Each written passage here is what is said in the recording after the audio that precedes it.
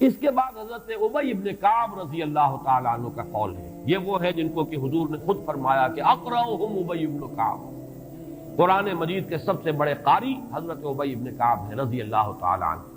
اور ان کے بھی سینے پر آپ نے تھپکی دی تھی کہ ایک سوال کیا آپ نے کہ سب سے عظیم سورت کون سی ہے، اور جب انہوں نے صحیح جواب دے دیا سورہ فاتحہ، تو پھر یہ کہ اس پر حضور نے تھپکی دی کہ تمہیں اللہ تعالیٰ نے بہت صحیح مناسبت عطا کی ہے علم کے ساتھ۔ ان کی اور صحابہ میں سے بہت سے لوگوں کی رائے،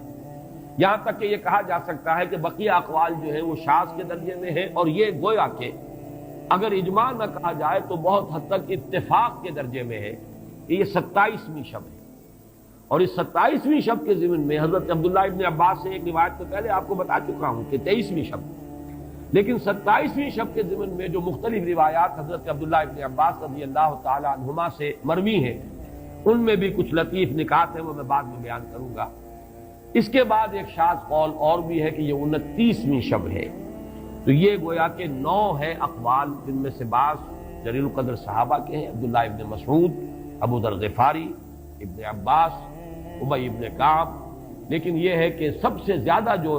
اتفاق اگر اجماع نہ کہا جائے تو 27ویں شب پر ہے۔ اس 27ویں شب کے بارے میں حضرت عبداللہ ابن عباس نے 3 نکتے بیان کیے۔ ایک نکتہ تو یہ ہے کہ یہ پوری سورہ مبارکہ جو ہے سورۃ القدر، اس میں 30 الفاظ ہیں،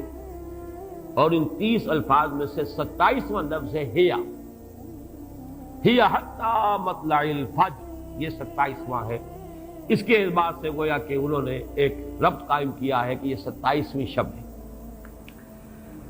ایک بات انہوں نے یہ کہی ہے کہ اللہ تعالیٰ کو وطر محبوب ہے،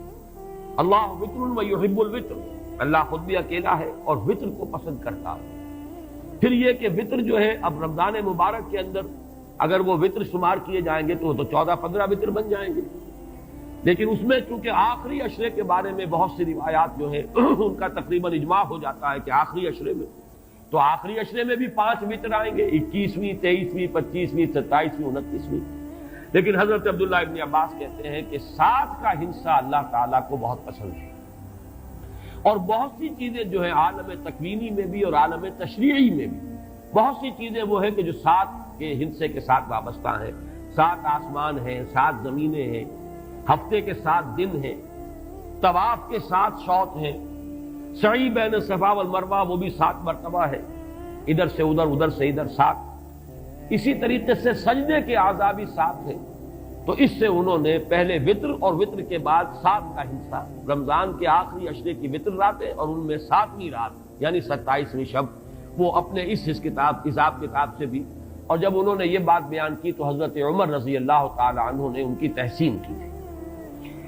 آخری بات اور بھی کہی گئی ہے کہ لیلۃ القدر جو ہے اس کے اندر حروف کو اگر شمار کیا جائے تو 9 بنتے ہیں، اور یہ لیلۃ القدر اس سورہ مبارکہ میں 3 مرتبہ آیا ہے۔ انا انزلناہ فی لیلۃ القدر وما ادراک ما لیلۃ القدر لیلۃ القدر خیر من الف شہر، اس اعتبار سے بھی 3 کو ضرب دی جائے 9 سے تو وہ بھی 27 کا نمبر